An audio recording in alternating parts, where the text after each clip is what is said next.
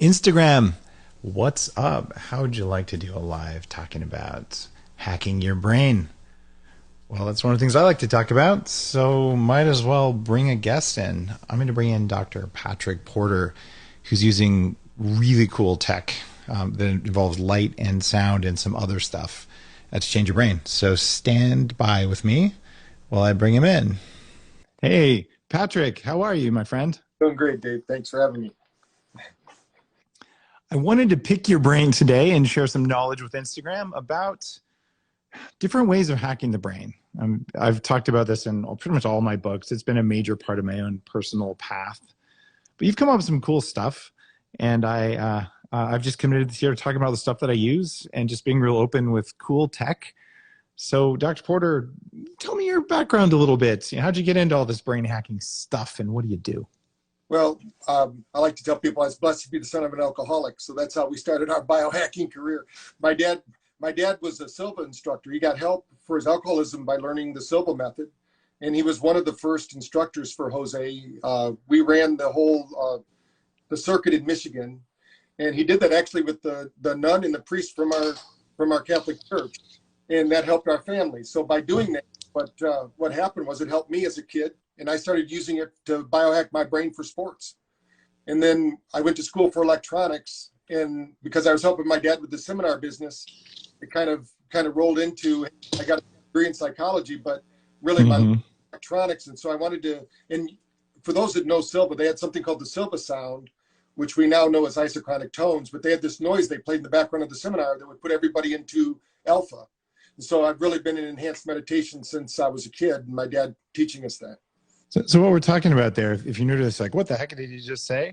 Well, you can play certain structured sound waves that set your brain up to, whether you kind of want to or not, it'll put the brain into a certain state. And this stuff has been around since its earliest days for 30, 40 years.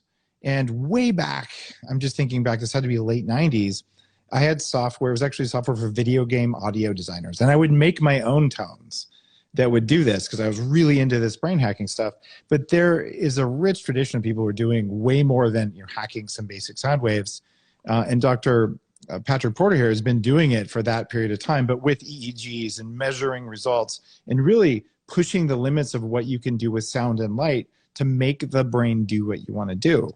And so that's decoding what isochronic sounds are, which you may or may not know what that is. That's okay, you don't have to. But what you want to know is, holy crap, sound. We're not talking about music or drumming, although those are cool. But something different. What's different about what you're doing versus the most primal way in Tibetan bells and drumming and whatever else? Walk me through the differences. Yeah, so that's where we learned it. Like to tell people we take ancient traditions, take modern technology, because it's all just recycled. I mean, what's happening in physics, there's something called entrainment. If we go near the ocean, we're going to be entrained to the frequency of the ocean, which happens to be 10 hertz. So how can we mimic that? Well, we can use ocean waves, and our brain starts to associate that because of the rhythm and cadence of that. And our brain is always, actually every cell of your body is always in training to its environment. Whether that's light, sound, or vibration. It's a definition and temperature, everything. And it's the definition of biohacking. Change the environment around you so you have control of your biology because it's listening. And you're just saying, well, what if we change the lights over your eyes and the sound, even the lights over your ears, to very specific computer design things in order to create changes? But what kind of changes are possible? What are we talking about here? Well, the major ones, like we just did a study with the NCAA women's hockey team because they were the nationals, and they were, of course, in COVID, they were put in a hotel room instead of traveling home. So we did a study for sleep with them. So what we found was when you're in a high anxiety state, which we call the reactionary mind, it's hard to turn that off and go to sleep, especially if you haven't been trained, they haven't watched your podcast, and they don't know about like the glasses you're wearing. They're exposed to that. So brain, how can we train their brain to turn off? So we have sessions that actually train the brain to go into deep delta. And what happens there is when you get that deep state of delta, what every biohacker is really looking for there is to detox the brain during sleep. If you get that 1 hour of deep sleep, what they call level 4 sleep, you're going to detox the brain. But also learning. We got into this because of learning. My first book was actually Awaken the Genius. It's all about accelerated learning techniques. Yep. And we can hack the brain. There's something called the Mozart Effect, which is you play this classical Baroque music in the background. You probably read about it in the 70s and 80s. And then what we did is we took that same cadence and rhythm and we put it to structured sound. So the brain then, even though you can't hear it, the brain is taking in 25,000 pieces of information, but we're only acting on 40 of them. But that doesn't mean we're not getting a physiological response. So Yeah. we can train an autistic child who has no alpha to get more alpha. We can train an adult that doesn't have enough theta to go to sleep. We can train them to have enough theta. It's just whatever brainwave that they want. We have specific sessions for those, or we have cognitive change technology, which means you want to stop smoking, weight loss, all those kind of things. So those are some big claims. And I want you guys to understand here, there are a whole bunch of technologies that modify your brain state. And very few people know about them. You see a few functional medicine people. If you look through the comment thread here, there's a few people like, oh, my functional neurologist use them. Like I use them at my doctor's office, et cetera, et cetera. You can use them at home. And here's a question here from Heart Soul CW. What about people who can't shut down? By the way, you can stop using weasel words. You can shut down. You just don't know how. But the physiologic response isn't happening. Well, okay, what would you say to someone like that? Can you use these things to tell the brain to shut down whether you want to or not? Yes, because this is something that's happening outside of your awareness. 95% of your biology is controlled by your subconscious. So you can think your way through, but it's better if you just get into the environment. So the whole thing is about how do you switch off the brain. I tell people the brain is kind of like a gear shift. When it's working right, it's like an automatic transmission. When it isn't, it's like using a clutch, but you're in San Francisco going up and down the hills. And so if they're stuck in that state, the first thing is they got to get out of that state. And we can do that through light, sound, and vibration, because what we know is we did a study with 1,000 people, and after 3 sessions, 1,000 of them went there. And we use like the Wavi, or we use a NeuroInfinity or the New Brain. These are all EEG devices, and it always blows people away because they think just because they're consciously aware, their brain's not moving through these different states, but it's always doing that. You have no idea what your brain's doing until you've seen the brainwaves. So guys, 40 Years of Zen is my neuroscience company, and we have actually developed our own EEG equipment. And I have unquestionably been able to see, even on the first EEG machine I had 25 years ago, where I get my own brain waves at home.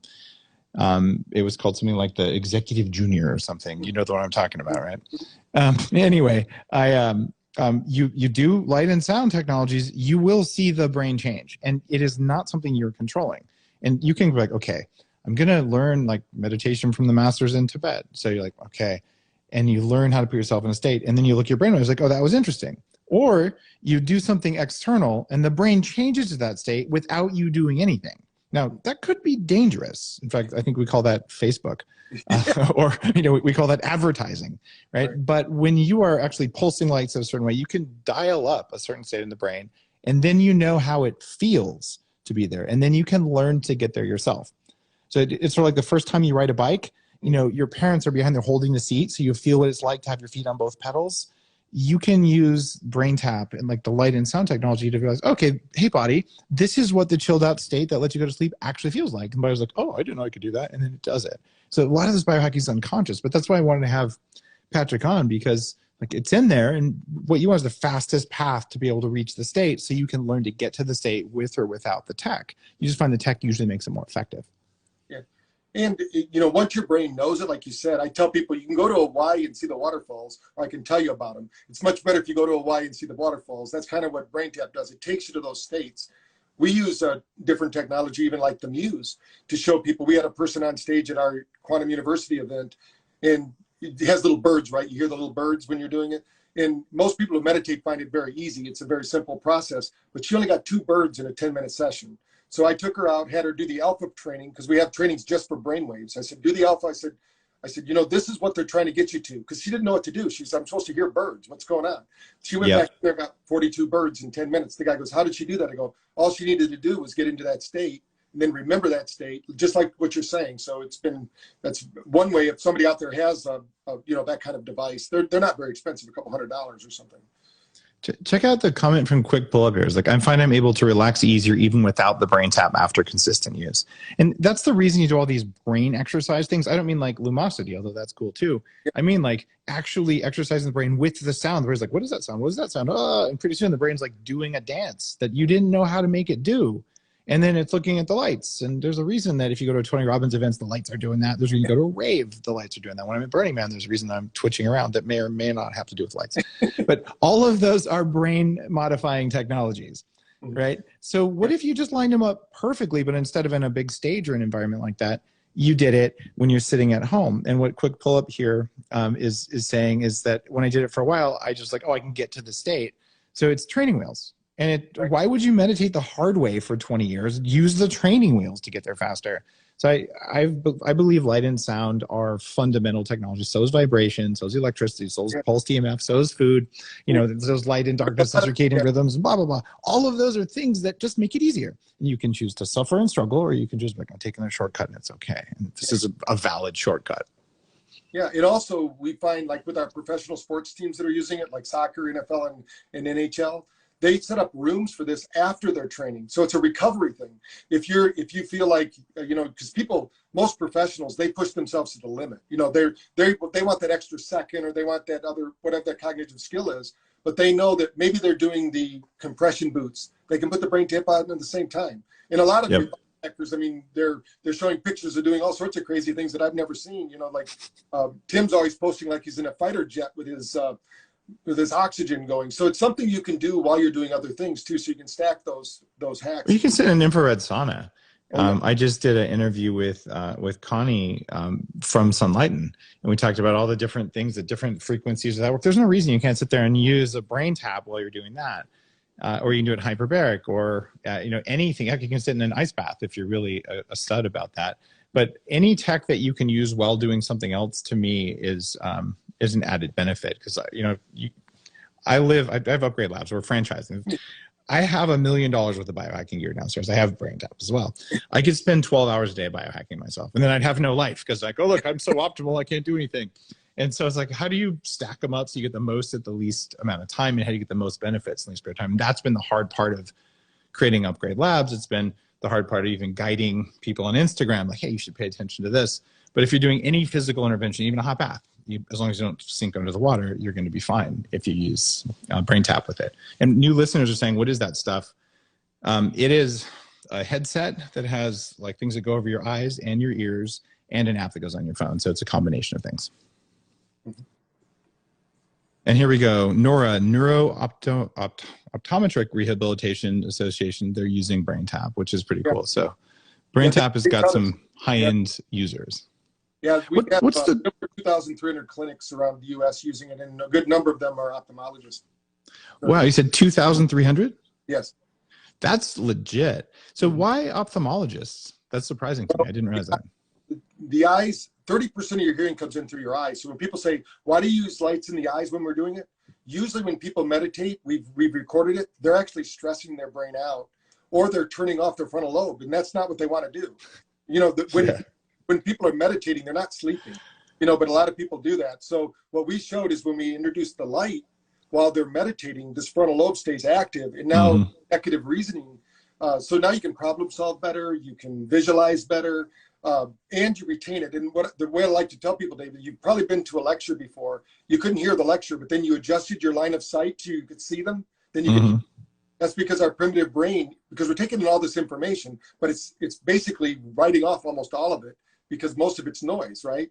And it didn't know that speaker was. But if you and I were sitting at a restaurant up in Vancouver or whatever, and somebody said Upgrade Labs, or they said, I'm going to have a bulletproof coffee in the morning, our ears would perk up, because that's in our reticular activator, right? So it would make our brain wake up. Well, that's kind of what we're doing with the light. We're giving because you know about Tony Robbins and that, you know about neuroconditioning. So we're talking about, we're laying down a track, just like you were talking earlier about the Mozart effect, when you play music in the background and you get the brain to synchronize. We're just using different methods to do that. And every time it's different.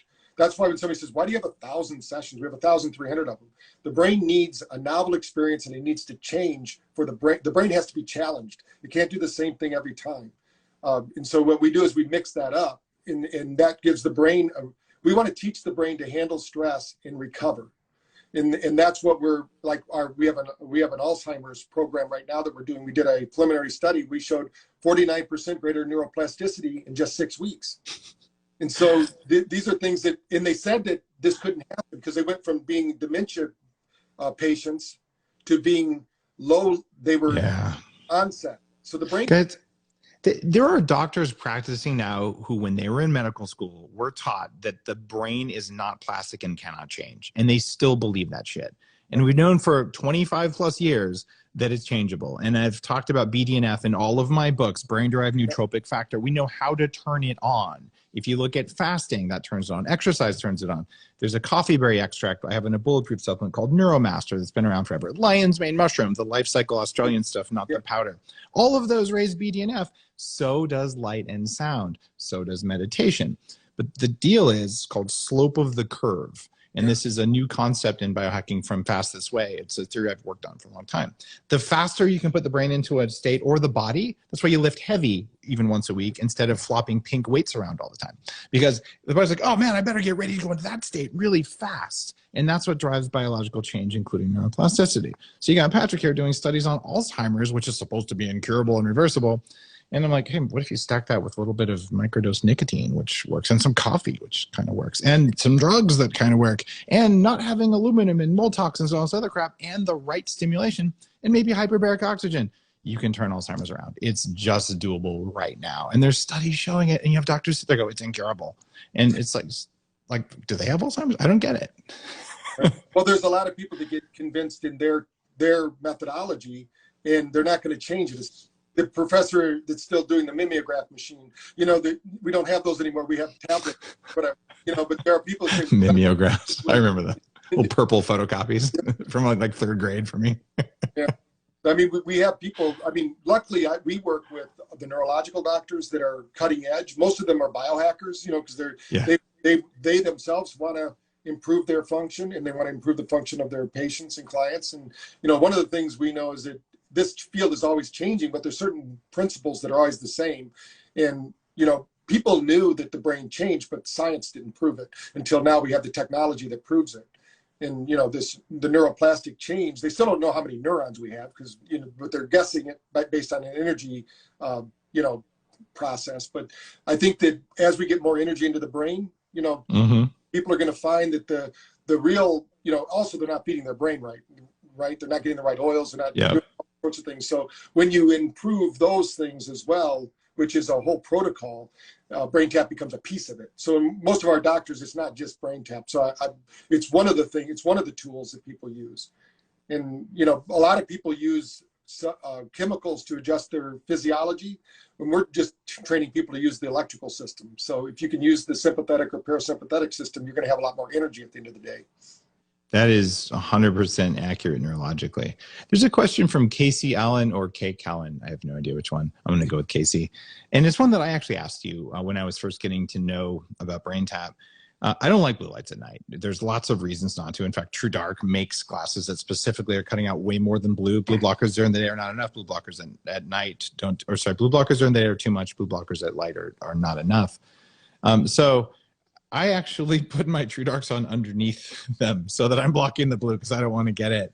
But you had some interesting comments about short exposure on blue. What's your take on using them before bed, even though there is blue that might suppress melatonin? Well, we just did a study in Australia, and we had a 90% improvement of deep delta sleep with shift workers, and they all listened to the brain tap before they went to sleep. But we recommend that most people, there's 25% of the people that can't use blue light at all after 6 o'clock. It's just going to blow them out of the water. My wife can't do it. I get no deep sleep if I do that. Right. Whether it's from brain tap or from an LED light, I dim everything, or I wear the glasses religiously, I get 2 hours of deep sleep. If I don't wear the glasses or I get blue lights, I get a half hour. Like it's very programmable, but blue blockers don't help. It has to be more than blue. There's 4 colors that matter. Blue is one of them. Yeah. So we've been playing with some caps since talking to you the last time. Good. This is going to show you that go over them that are blue blocker ones. I think we might even talk to you about it. And, okay.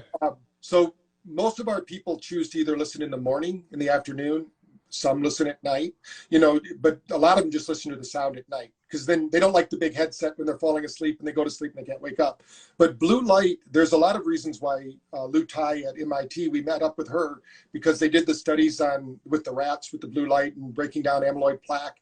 And that's because of the frequency of light. 470 nanometer light at 40 hertz frequency actually shatters amyloid plaque in the brain. So we showed that with brain tap, we could get 23% more gamma in one 20-minute session where they were showing they got 6% more gamma sitting in a room with blue light flashing for 20 minutes. Well, but no, I know, Lou Tai. Like we sat on a couch once at a party where it was I have to tell you the story because you guys are gonna laugh. You'll laugh too. This was done by the Salk Institute in San Diego, and it was at some event, and it was a pajama party. Like, we're going to be different, and it's all VCs and people there. So VCs, all of them show up wearing unicorn, onesies, right? Because pajamas and unicorns are billion-dollar companies, right? And I'm like, haha. So I asked my assistant to send me pajamas. She sends me red satin Hugh Hefner pajamas. Okay, but now we've got a scientist. She's at Harvard, right? Yeah. Is it Harvard? Where? MIT. Thank you. I knew it wasn't Harvard. Across the road. across the street. They always throw eggs at each other. So anyway, so there's an MIT PhD. So she doesn't wear pajamas. She's sitting there probably with white lab coat, as I remember. And so I'm sitting there in red satin pajamas, and all we did was talk about brain hacking for this whole party. All these VCs got drunk and dressed like unicorns. But she was telling me any color light flashing does it. She says, it's the 40 hertz. It doesn't have to be blue. She's like, we could have white panels. We could have yellow panels. It doesn't matter. Just on, off 40 times a second completely fixes these Alzheimer's plaques, and was just like really excited about it. So I don't think it has to be blue. Like, even with the caps you're talking about, I think you'll get results if you can do 40. Yeah, we do. We have a whole series on gamma now because we're doing an experiment in Texas with PTSD and recovery from trauma with our vets, and they're using a psilocybin, but we're showing that we get the same brain effect as a psilocybin with our gamma programs. So, now, hold on a second here. Same brain effect in terms of you're not tripping balls like you do on psilocybin. I mean, I've seen some interesting visuals from brain tap, but they're not like mushroom visuals, or so I've heard. I've already taken mushrooms before. I've never taken mushrooms, so I've got to do that someplace where it's safe, and then I'll know if it's really happening, because I don't know. They go, what happens when you do it? I go, I always go there anyway, so I don't know what. I mean, but the doctors down in Dallas are saying they're getting phenomenal results, because a lot of people that are addictive, they don't want to do the mushrooms, but they do have a lot of healing effects, right? They can get some results and blow out that old programming and get them more relaxed. And that's one of the ways people break that state, like the question we had earlier. You need something to break that state. Sometimes it could be neurological, it could be something else. Just doing something could do it. Check out JTDT here. It says, I've noticed using BrainTap once impacts my sleep for the week. That's pretty hefty. Is that normal? Do you see that from other users?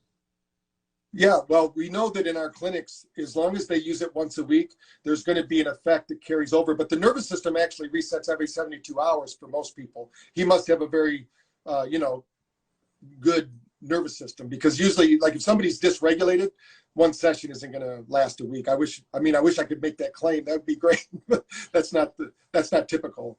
Every other day to keep the effect. Now, Martini Farms says eat the mushrooms, and I got to ask this. What happens if you do eat the mushrooms and use BrainTap? I know you would never recommend that because that would be illegal, but if someone were to do that, what would you predict would happen? Yeah, I think it'd be a great experience. I've known people that have told me stories about it. I've also Quick pull-up says it's amazing. Yeah, and so there's a person who lives in Sedona that has done it many times and told us about it, and also did LSD and had a wonderful experience. So I think you'd have a wonderful experience anyway. So I don't know if the light really does that much, but maybe when you're coming back. It helps. I mean, anyone who's done psychedelics, there's a reason that Burning Man looks the way it does. Like blinky lights in your brain and inserts patterns and stuff. Yeah, at least so I've heard, Yeah. Well, the biggest thing is we're just accessing the world's greatest pharmacy, right? We're triggering these neurotropics, and if we can get into those different brain frequencies, we get the experience, and we're hardwired to want those experiences. They actually did a study with wild horses. They put fermented apples in the field, and one horse would actually guard the fermented apples while the others ran around drunk, and then they would switch off. So even animals, just inherently, when they find some way to get a buzz, they'll do it. And so we're just looking for that natural high. And that at least in my case, I was looking for a natural high, not done with any external sources. All right. Well, here's a great question. I have a partial answer, and I'm going to ask you for your thoughts as well. And it's either from Lila Lasagna. I'm pretty sure that's it. So Lila, impact of fastest way style fasting on brain tap impact. When there are certain states like samadhi that typically you're in a fasted state in order to get into them. You don't have to be in a fasted state for samadhi, but it's generally easier because some portion of your energy is going into breaking down food when there's food in your stomach. And that's not going into your brain, into electrical flow.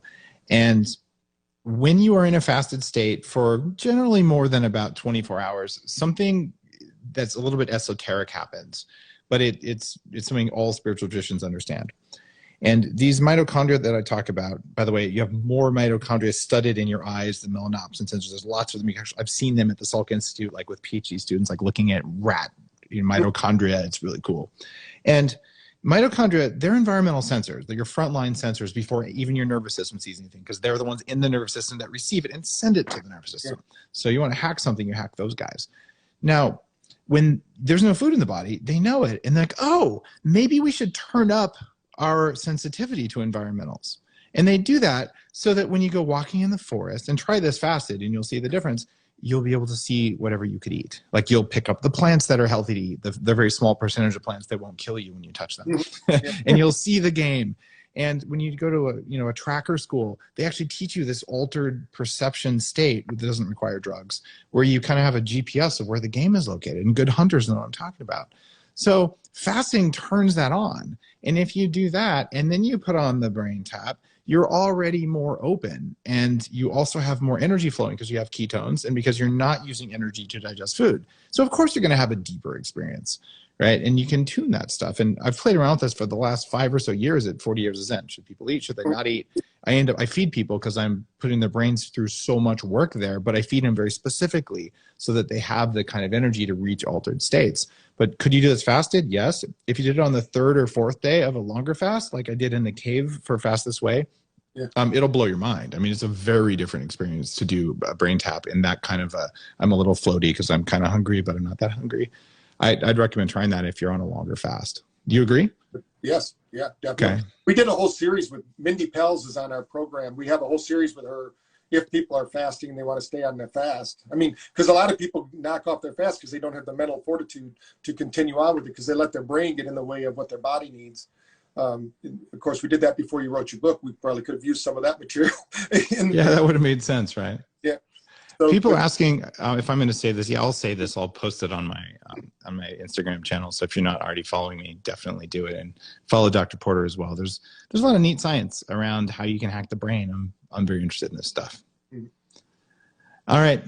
Well, thank you for sharing some knowledge. And guys, thanks for tuning in and asking a bunch of cool questions. I really enjoy being able to share these things that most people haven't heard about, but that are real. So thanks for your time. Thanks for your attention. Appreciate you following me. And if you like this stuff, well, definitely check out Brain Tap. It's affordable and you can really hack your brain that way. And if you want to go deep with me, the Upgrade Collective, go to ourupgradecollective.com.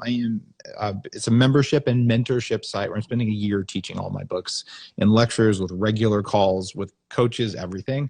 Ourupgradecollective.com and braintaptech.com or just braintap.com. Just braintap.com is fine. Braintap.com. All right, good deal. And you can follow him right here and go to the link in the bio as well. All right, thanks, guys. Have an awesome day. All right. Thank you, David. Let's see you soon. All right, thanks, Patrick.